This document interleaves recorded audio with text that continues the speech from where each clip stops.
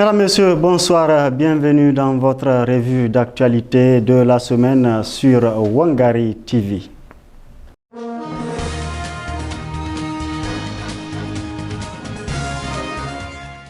Au plan national, le président de la République, Mohamed Bazoum, a reçu lundi 17 octobre dernier le président du Conseil national de transition de la République du Tchad, Dr Haroun Kabadé, qui séjourne au Niger dans le cadre d'une rencontre des parlementaires du comité interparlementaire du G5 Sahel. Cette rencontre a porté sur la problématique du plan d'action prioritaire triennal du comité interparlementaire du G5 Sahel.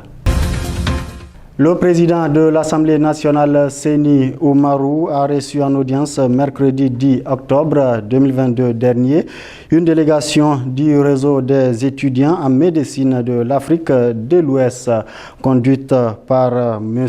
Zakari Mamadou Karfé Kassoum.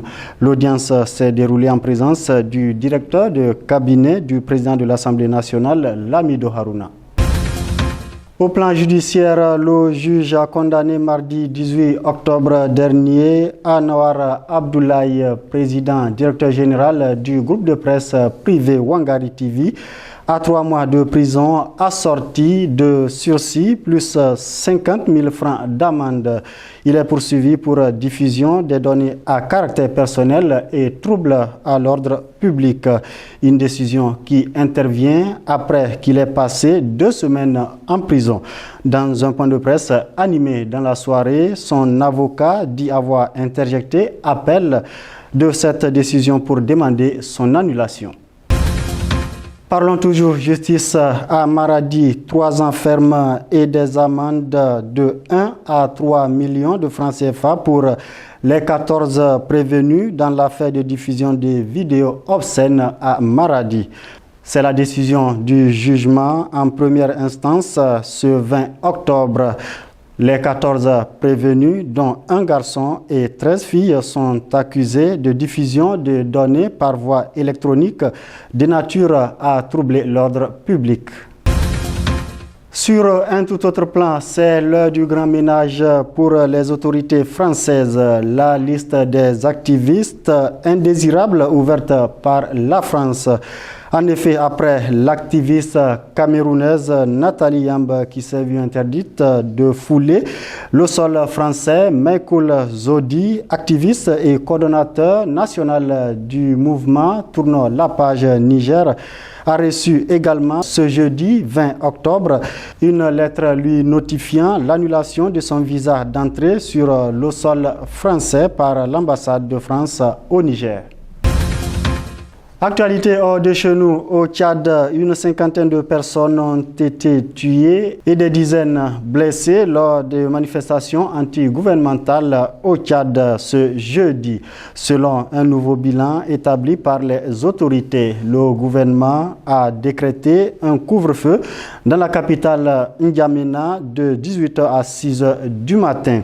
La mesure concerne aussi les villes de Mondou, Doba et Koumra. Les activités des partis politiques impliqués dans les manifestations sont suspendues.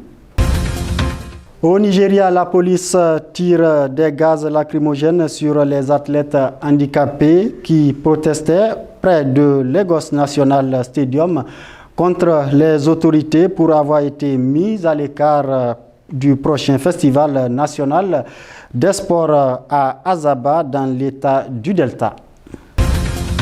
Restons toujours au Nigeria où des bandits armés ont attaqué mardi un hôpital du nord-ouest au lendemain d'une attaque contre un centre de santé dans la même région.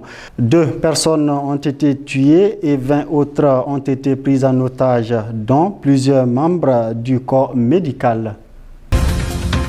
Direction Malawi, la police a annoncé mercredi avoir découvert dans le nord du pays une fosse commune contenant les restes de 25 personnes présumées être des migrants venus d'Éthiopie.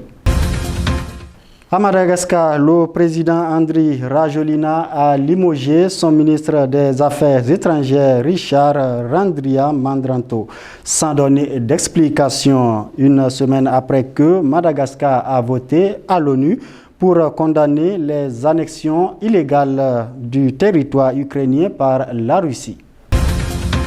Et la page sport pour clore ce journal avec le sacre de Sadio Mané. L'international sénégalais est deuxième au classement du Ballon d'Or 2022. Aucun footballeur africain n'avait été aussi proche de remporter ce trophée depuis George Weah. Et c'est la fin de votre revue d'actualité sur Wangari TV. Mesdames, Messieurs, merci à vous de l'avoir suivi et surtout, restez fidèles en compagnie de nos programmes.